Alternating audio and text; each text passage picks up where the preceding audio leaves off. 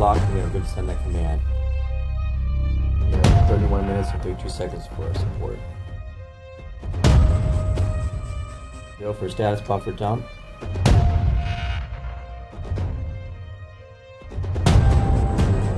Since the retirement of the space shuttle, the engineering team is absolutely critical for Hubble.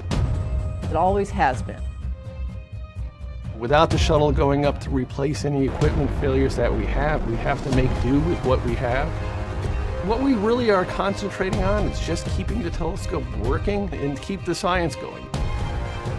And everything looks excellent, and we have no reason not to expect that Hubble will last until the late 2020s and beyond.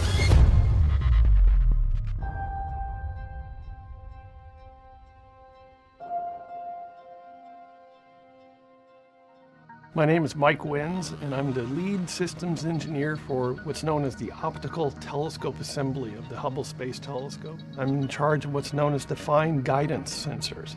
These are the instruments that actually help Hubble do the exquisite and precise pointing that it does. Right now we're getting ready to perform an observation. The telescope is going to be trying to go to acquire some guide stars in just a few minutes here. The stock is the Space Telescope Operations Control Center, where we send commands to the spacecraft. On a daily basis, we have to send up what's known as command loads. Accept it. DCMR is good. Step 3 is complete. Because the computers on Hubble are very old and they have very little memory, in fact, most of your memory sticks today are 20, 30, 100 times bigger than Hubble, we have to send up essentially a load of all the commands Hubble's going to be doing for the next 24 hours.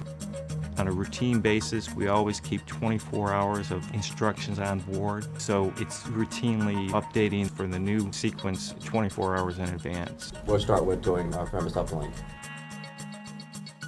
Hubble is always working, it's always doing something, it's always doing some sort of observation or calibration or getting ready for the next task. We'll be logged on our board at 14:33:17. Hubble is truly a 24/7, 365-day-a-year instrument, so Hubble can keep on going. It never stops. And we are configured. It's been verified. Now we do have to, because of this low Earth orbit we're in, the actual observations, when we're taking a picture of something, or doing a science observation, we actually have to wait because sometimes the Earth gets in the way. So we have to pause, wait until the Earth gets out of the way as we go back around and start the observation back up. You have constraints. You don't want the optics pointing at the sun, and you don't want the instruments to have their shutters open when you're looking at the Earth, because the Earth is bright for them. And then we have the South Atlantic Anomaly, the SAA, which is a portion of the Earth where we get proton hits that will affect the electronics in Hubble and can also affect the instruments in Hubble. And so we have to plan out very carefully our targets and observations. We have a timeline that's laid out to maximize the efficiency of it. Hubble can actually take observations during day and night passes. Every 95 minutes, we go around the Earth. The batteries will charge from the solar rays during the day pass, and then at night, batteries power the observatory so we can continue observing. The scheduling with Hubble, we're trying to put it together as efficiently as possible, minimize our gaps. The goal is to constantly keep it busy. We're constrained to a certain extent, but whenever we have visibility, we are observing. The demand for use of the Hubble Space Telescope from scientists around the world is very high. Hubble is at its most productive. It's got some of the best instruments that have ever been on board it. There's a very high demand. Hubble's performing exceptionally well. 2, 1, and liftoff of Space Shuttle Atlantis. The final visit to enhance the vision of Hubble into the deepest grandeur of our universe. Since the final Space Shuttle servicing mission, we're using Hubble to get the best kind of science return we can from the suite of instruments that we have. So our focus now is on making sure we get the best science while it's still operating so well. Luckily, at the end of the last servicing mission, we were actually left with a telescope in great condition, but Hubble is getting older and older. It's a very old telescope. Now, 10 years after the last servicing mission, We can't rely upon servicing missions to fix things, so we have to rely upon our own ingenuity to be able to figure out if something does fail, what are the alternative paths that we have. For the telescope to keep giving us this peak science, we need lots of things to be working together very well on the telescope. We need a pointing accuracy system that is outstanding and keeping that whole system healthy and functioning so that we can point Hubble very accurately even while it's whizzing around Earth in its orbit. For the telescope to be able to do the science it needs to do, we have to hold it very, very steady. There is actually a little bit of motion. I mean, it's hard. We're zooming around the Earth at 17,000 miles an hour, so it's hard to hold the telescope perfectly like that. The gyros are working really good. The gyroscopes can sense motion in each direction. And so because of the gyroscopes that we have on board and how sensitive they are in terms of sensing motion, that we can keep our cameras steady. Gyros are very good at measuring these very small rates. The fine guidance sensors are actually sort of used, I always like to describe it as backseat drivers. And they constantly tap on the gyro's shoulders about once a second. And they keep saying, turn left, a little bit more right, a little bit left, a little bit right. I mean, it must be driving the gyros nuts. So the fine guidance sensors allow you that really fine control, but actually it's the gyroscopes driving the telescope. And they're doing a perfectly good job here. Everything looks good, our stars the right brightness. The reason that is because we need to make sure we have the correct guide stars. One of the things we look at is the brightnesses, and that's what we're measuring here. Those are about right for what the stars were. But also, we wanted to make sure they were exactly as far apart as we thought they were going to be. And it did. It did a check, and it passed a very, very tight tolerance check to make sure that those were the right stars. So we know we're locked up on the stars. We got a good lock here. The gyroscopes are very critical because to be able to move from one position to another position, the gyroscopes are the only thing that can tell us how we can do that. We have 6 gyroscopes on board Hubble. Currently, 3 of them are still working. And 3 is sort of what people used to think of as the minimum number, but we have developed a science mode where we only need 1 gyro. A big part of our job is to make sure that we can extend the life of Hubble and continue doing the high performance science that we're doing for many more years. And what we've done is we've gone through all the critical components of Hubble and said, how can we potentially make them last longer, as you might do with your own car as it's getting more miles on it. The gyroscopes have been our most problematic piece of hardware, so I helped lead an effort to develop a 2-gyro science mode, and we were able to use that mode on orbit and be able to perform science. And then learning from that, we actually developed a 1-gyro science mode that we've been able to test on orbit, but we haven't been called on to use. But in the end, possibly 5 to 10 to 15 years from now, when we're down to potentially our last gyroscope, that is the mode we will be in. Before we do anything on orbit for the first time, we have to test it out on the ground. And we're very lucky to have what we call the VEST, the Vehicle Electrical System Test Facility. And the key with the Vehicle Electrical System Test Facility is it's an exact copy of the main part of the telescope where all the electronics are. And it has the mechanical bays, it has the computers, the electronic boxes installed in there, and it has the cables and harnesses in there. And in fact, when we were building the VEST, we had the quality engineers came to us and said, you're not doing these cables exactly the way you should be doing them. You know, we've got better standards now. And our thing was, we're trying to build a copy of what we have on orbit. And so what you have in the VEST is an exact electrical copy of the Hubble Space Telescope.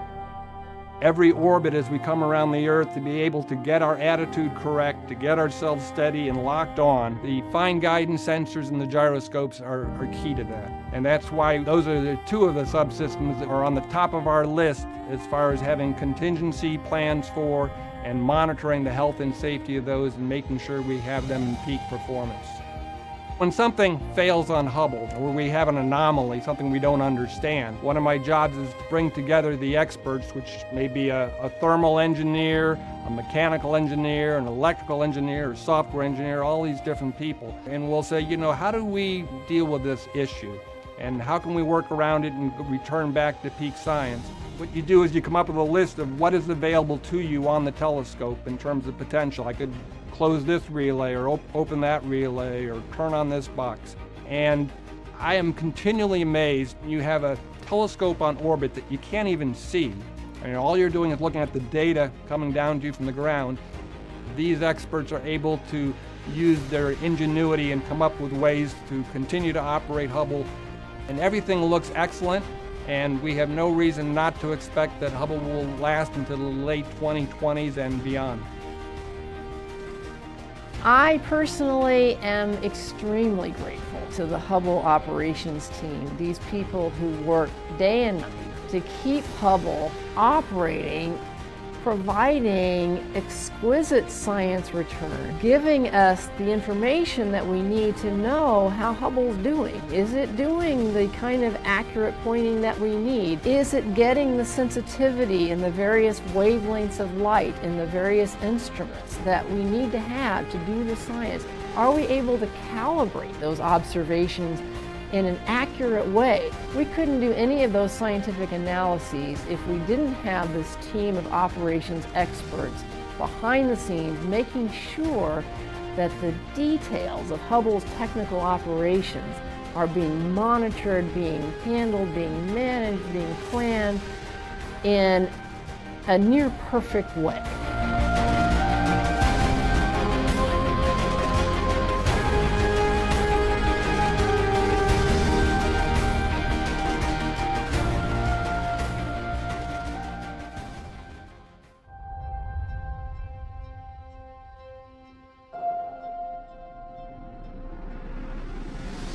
We have locked and we have good to send that command. We have 31 minutes and 32 seconds for our support. Go for status buffer dump. Because the Hubble Space Telescope is so scientifically effective right now, scientists are using Hubble to investigate some of the deepest mysteries of the universe.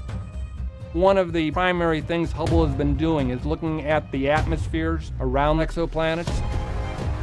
If you had asked the guys who built Hubble and designed Hubble, they would have sworn Hubble could never, ever do this. That's one of the things I love about Hubble, is that it ends up giving us new questions, new mysteries to explore.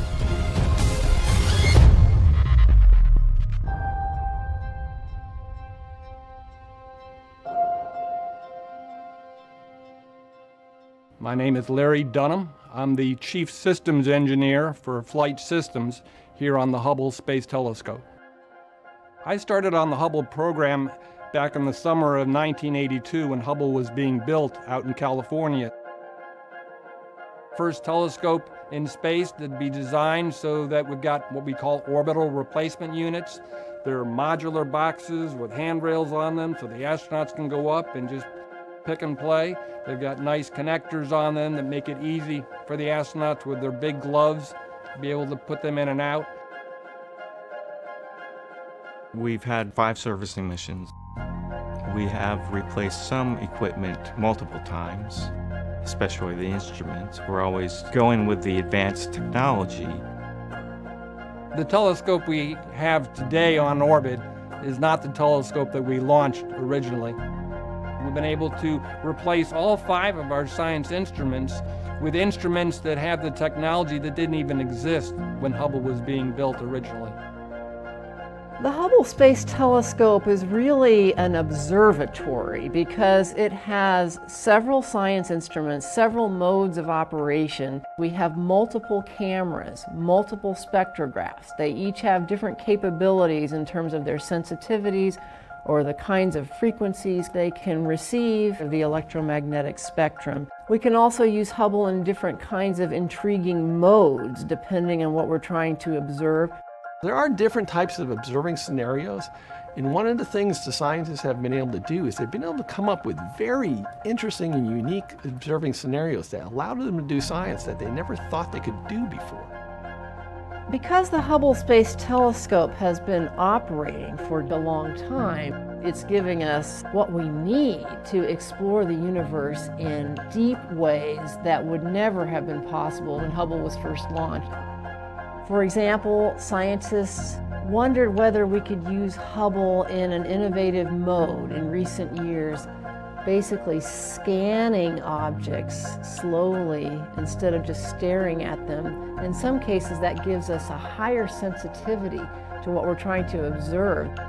And we're using that special mode on Hubble now to get better information about many types of things in space, including to be able to study planets around other stars, what we call exoplanets, planets outside of our own solar system. What Hubble's been able to do is, as the planets go in front of the stars that they're going around, the spectrographs can detect changes, very small changes in the spectrum. This has allowed them to do exoplanet atmospheric studies. This is something that Hubble has sort of really stepped up to the plate and has been just phenomenally good at. Spectrographs have really sort of been leading that. If you ever see things about, oh, a new exoplanet was discovered that has this in the atmosphere or that in the atmosphere, or we think it's made of this, it's the spectrographs which have shown you that kind of information. For doing a lot of the exoplanet observations, you have to catch what's known as a transit. One, the orbit of the exoplanet has to be such that it's going to go between you and the star it's going around. We can't just do an exoplanet observation whenever we want or whenever it's convenient. We have to do an exoplanet observation when it's first starting to go into the star. And so they have to know very accurately the timing of that. We have to schedule it ahead of time. This is not something that Hubble can get around to when it wants to. We have to say, no, at this point in time, on this date, you have to be pointed here and you have to be looking here. We had to really think about how to schedule this. A lot of thought goes into it. A lot of thought goes into the planning and of the execution. The Hubble operations team are quite willing and capable of using the telescope in new modes and new innovative ways that enable us to accomplish science that we wouldn't otherwise be able to accomplish. We asked them, would it be possible to use Hubble to track something moving quickly across the sky? And they figured out a way to use Hubble in a fast tracking mode that enabled us to do explorations and discoveries that astronomers didn't envision using Hubble for when it was first designed. Now, when we're observing our planets, when we're observing Jupiter or Saturn or Uranus or Neptune, they move also. We have to move the telescope because they're just going around the sun. They're actually moving because they're really moving. So we have to move with them. We're observing asteroids or comets. We have to chase after them. Oumuamua, we know came from outside of our solar system, is like a big asteroid that was detected whizzing through our solar system. We wanted to use Hubble to observe this as well, and we were able to track it. This is not a simple operation. It's moving at more than 100,000 miles an hour, so being able to observe this and track it is a wonderful capability that the operations team has enabled Hubble to have. The telescope is big, it's massive, it moves about the same speed as the minute hand on a clock.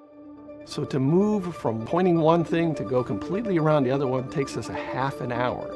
It is not a very fast motion.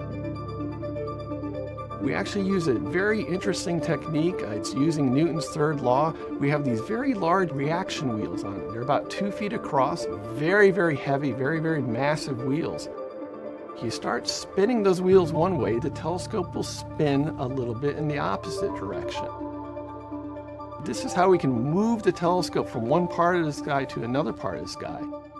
Once we've moved the reaction wheels and we've moved the telescope so we're in the right spot, now we have to get in the exact location to put the target in the science instrument aperture. What's going to happen now is the FGSs are going to start talking to the telescope, talking to the flight software computer and saying, I want you to move the telescope over here a little bit to be able to position the science for the science aperture.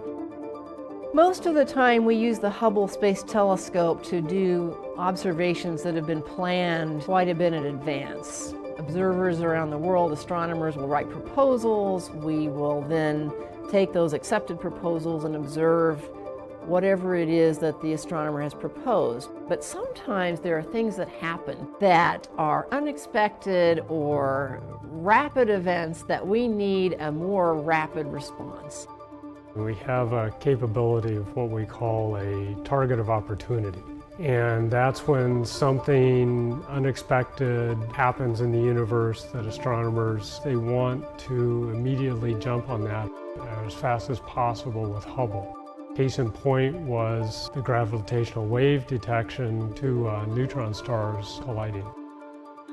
A target of opportunity was submitted for Hubble to actually go look at the remnant and see if we could find it. We had the engineers run through it. We got new commanding sequences from the Space Telescope Science Institute. We were able to run all that through, and then we executed on orbit. We have to respond very fast. We produce a new schedule and set of command loads. We can modify a lot of the flight software, modify how the instruments are commanded. It allows us to change. We can react very quickly. What Hubble has done compared to what we were thinking Hubble could do is just amazing. Hubble's had its fingers in almost everything, a neutron star collision, looking for all the supernova, all this stuff going on with dark matter, dark energy, exoplanets. Hubble has just been constantly finding new things. Now we're looking at these interstellar comets and these interstellar asteroids visiting us. It's really been spectacular to watch. There really are two key aspects to Hubble's design that have enabled us to last the 30 years that we have, and that is really the redundancy that we have on board, and then it's the servicing, putting in new and improved instruments, and being able to improve the hardware with lessons learned over the 30 years of Hubble operations. We are now at our peak performance. The Hubble Space Telescope has had a profound impact, not only on astronomy. It showed that humans in space and science can go hand in hand to enable us to explore space in richer ways than we could ever do with either just astronauts alone or just with instrumentation alone. By using these skills together, new vistas of exploration are open to us, and that lesson is something we're still benefiting from as we envision future space exploration. Go ahead. Okay, we have a go for release. Okay, Charlie. It's amazing with a program that's lasted the duration that Hubble has lasted, that the astronomers up at the Space Telescope Science Institute continue to come up with new things that they want to try to do with Hubble, and we certainly hope that we'll be able to continue to provide that kind of capability to them into the late 2020s and beyond.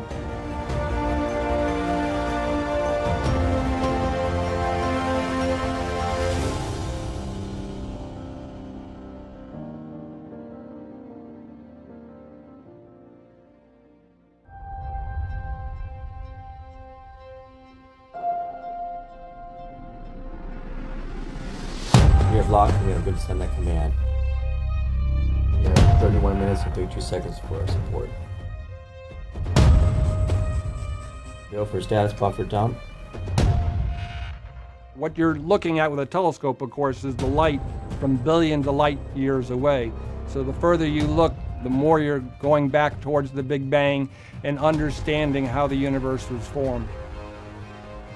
The Webb telescope will be groundbreaking because it has capabilities that are different than the Hubble Space Telescope.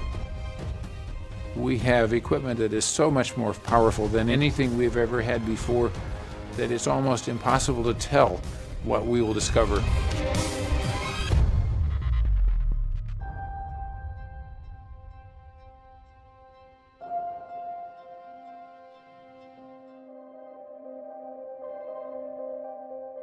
Hubble's accomplishments include something called the deep fields. Looking out into space and collecting light, sometimes for many days, these deep fields have revealed visually to us a universe absolutely teeming with galaxies, hundreds of billions of galaxies. One of the neat things about the ultra deep field, and one of the things that made it so unique was how long it took us to take that image. There's an exposure time that's expressed, I think it's 11.2 days. It's a very, very long exposure time. But probably what's more important is how many orbits it took us to do that. 400 orbits of Hubble data to take that image. You only get 15 orbits a day. To take 400 orbits and say, we're going to observe this one spot in the sky for 400 orbits. And the really unique thing about that was they picked a spot where there wasn't anything. They looked and they said, there's absolutely nothing here. And they said, you want to spend 400 Hubble orbits looking at nothing? And they said, yes, because we want to see what it can see. And I think the results from the science, I mean, it was amazing. What they saw was spectacular.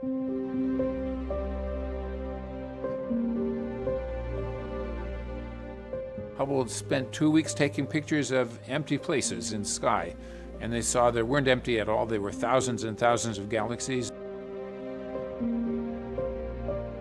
We were amazed how many galaxies we've found, and we continue to go back to that portion of the sky to increase that visibility. The Hubble Space Telescope is an outstanding time machine. It's incredibly important for our studies with the Hubble Space Telescope to realize that when we're looking at a galaxy, we're seeing it as it was millions of years ago, sometimes billions of years ago. It's taken that long for the light to get to us. What you're looking at with a telescope, of course, is the light from billions of light years away. So the further you look, the more you're going back towards the Big Bang and understanding how the universe was formed. What Hubble has revealed is that the universe has in fact changed over these billions of years of time. The early galaxies, the very distant ones as we see them, are simple. Sometimes they're messy looking, they're small, they haven't had time yet to form that grand spiral structure. Over time, we see galaxies actually merging with other galaxies and growing bigger and bigger, and those mergers can look like train wrecks in our Hubble images.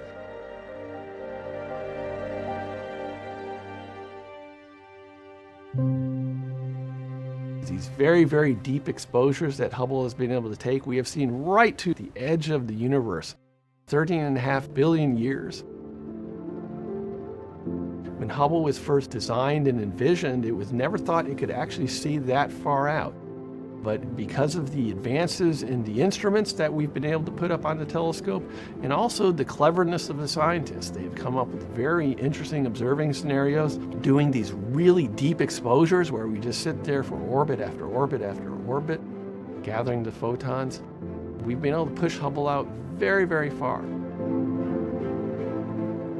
As Hubble looks out into these fields of galaxies, we sometimes see clusters of galaxies. These are galaxies that are held nearby each other by their mutual gravity. These clusters are massive conglomerations. There's so much mass that they have an actual observable impact on space-time itself.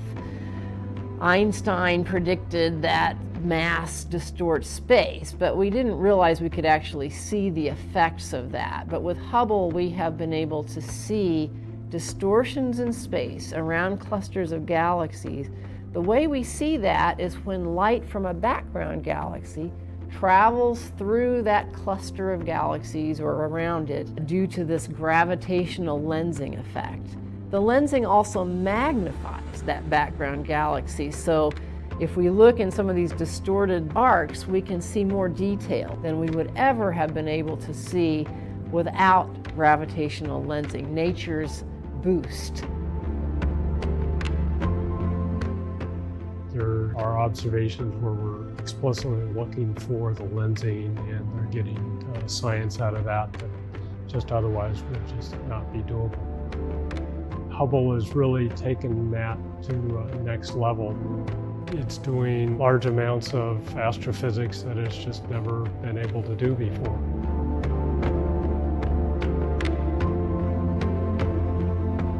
Some of what we're doing with Hubble is to prepare for the new James Webb Telescope, which we anticipate launching in 2021, which will be able to see farther into the infrared part of the electromagnetic spectrum.